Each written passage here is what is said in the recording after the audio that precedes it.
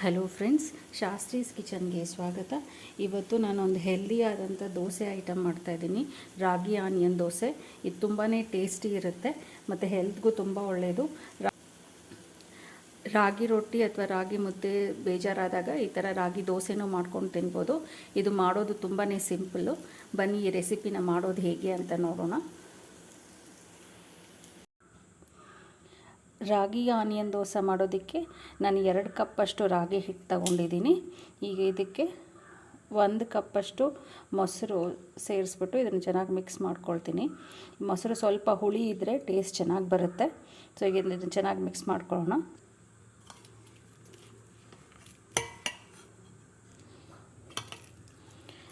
ಈ ಥರ ಇದನ್ನು ಗಟ್ಟಿಯಾಗಿ ಕಲಸಿಟ್ಕೊಂಡಿದ್ದೀನಿ. ಇದನ್ನು ಒಂದು ಅರ್ಧ ಗಂಟೆಯಿಂದ 2 ಗಂಟೆ ಹೊತ್ತು ನೆನೆಸ್ಕೋಬೇಕು. ಟೈಮ್ ಜಾಸ್ತಿ ಇದ್ದರೆ 2 ಗಂಟೆ ನೆನೆಸ್ಕೋಬೋದು, ಇಲ್ಲಾಂದರೆ ಅರ್ಧ ಗಂಟೆ ಸಾಕು. ಈಗ ಇದನ್ನು ಪಕ್ಕಕ್ಕೆ ಇಟ್ಬಿಡೋಣ ಅರ್ಧ ಗಂಟೆ. ಈಗ ಇದು ಚೆನ್ನಾಗಿ ನೆನ್ಕೊಂಡಿದೆ ಮೊಸರಲ್ಲಿ. ಈಗ ಇದಕ್ಕೆ ಉಪ್ಪು ಸೇರಿಸ್ತಾ ಇದ್ದೀನಿ ಸ್ವಲ್ಪ.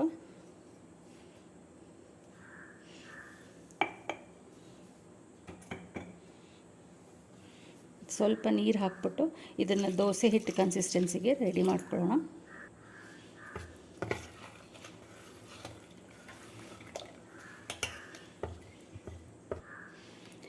ಉಂಡೆಗಳೆಲ್ಲ ಏನೂ ಇಲ್ದಿರ ದೋಸೆ ಹಿಟ್ಟನ್ನ ಈ ಥರ ಚೆನ್ನಾಗಿ ಮಿಕ್ಸ್ ಮಾಡಿಕೊಂಡು ರೆಡಿ ಮಾಡಿ ಇಟ್ಕೊಳ್ಳೋಣ.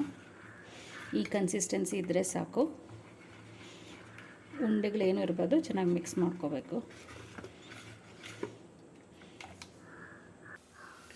ಈಗ ಒಂದು ಬಾಣಲಿಗೆ 2 ಸ್ಪೂನ್ ಎಣ್ಣೆ ಹಾಕ್ಕೊಳ್ಳೋಣ.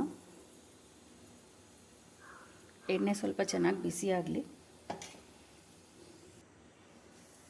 ಈಗ ಇದಕ್ಕೆ 1 ಸ್ಪೂನ್ ಸಾಸಿವೆ ಹಾಕ್ತಾಯಿದ್ದೀನಿ.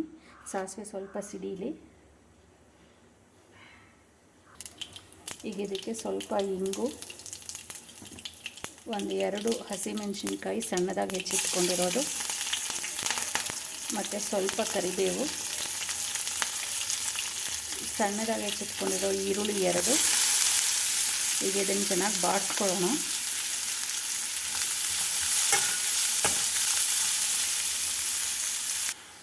ಈರುಳ್ಳಿನ ಚೆನ್ನಾಗಿ ಬಾಡಿಸ್ಕೊಂಡಾಗಿದೆ.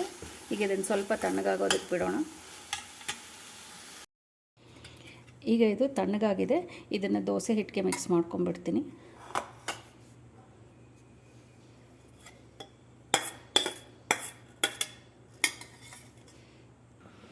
ಈಗ ಇದ್ರ ಜೊತೆಗೇ 1 ತುರಿದಿರೋ ಕ್ಯಾರೆಟು, ಇದನ್ನು ಸೇರಿಸಿ ಚೆನ್ನಾಗಿ ಮಿಕ್ಸ್ ಮಾಡ್ಕೊಳ್ಳೋಣ.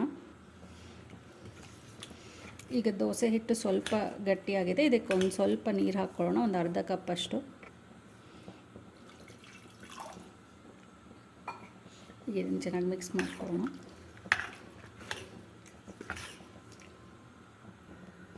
ಈಗ ತವ ಚೆನ್ನಾಗಿ ಬಿಸಿಯಾಗಿದೆ. ಈಗ 1 ಸ್ಪೂನ್ ಎಣ್ಣೆ ಹಾಕ್ಬಿಟ್ಟು ಇದನ್ನು ಸ್ಪ್ರೆಡ್ ಮಾಡ್ಕೊಳ್ಳೋಣ.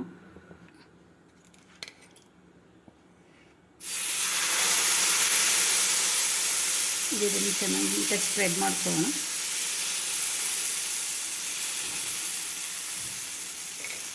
ಇದು ಸ್ವಲ್ಪ ಕ್ರಿಸ್ಪಿಯಾಗಿ ಆಗಲಿ. ಇದು ಒಂದು ಕಡೆ ಕ್ರಿಸ್ಪಿಯಾಗಿ ಆಗಿದೆ, ಇನ್ನೊಂದು ಕಡೆ ಇದನ್ನು ಟರ್ನ್ ಮಾಡ್ಕೊಳ್ಳೋಣ.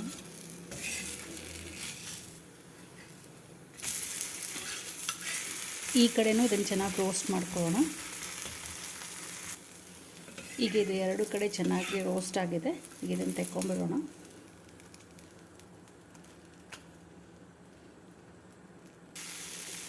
ಮಿಕ್ಕಿದ ದೋಸೆಗಳನ್ನೂ ಹಾಗೆ ಮಾಡ್ಕೊಂಬಿಡೋಣ. Tasty and healthy ragi onion dosa ಇದು. ನಾನು ಬೆಣ್ಣೆ ಜೊತೆ ಸರ್ವ್ ಮಾಡ್ತಾಯಿದ್ದೀನಿ. ನೀವು ಚಟ್ನಿ ಪುಡಿ ಅಥವಾ ಚಟ್ನಿ ಜೊತೆನೂ ಸರ್ವ್ ಮಾಡ್ಕೋಬೋದು. ಬರೀ ತಿಂದ್ರೂ ತುಂಬ ಟೇಸ್ಟಿ ಇರುತ್ತೆ. ಸೊ ಈ ರೆಸಿಪಿನ ನೀವು ಟ್ರೈ ಮಾಡಿ. ನಿಮ್ಮ ಸಜೆಷನ್ಸ್ ಆ್ಯಂಡ್ ಕಮೆಂಟ್ಸ್ ನನಗೆ ಬರೀರಿ. Thank you for watching. Please subscribe to the channel. Thank you.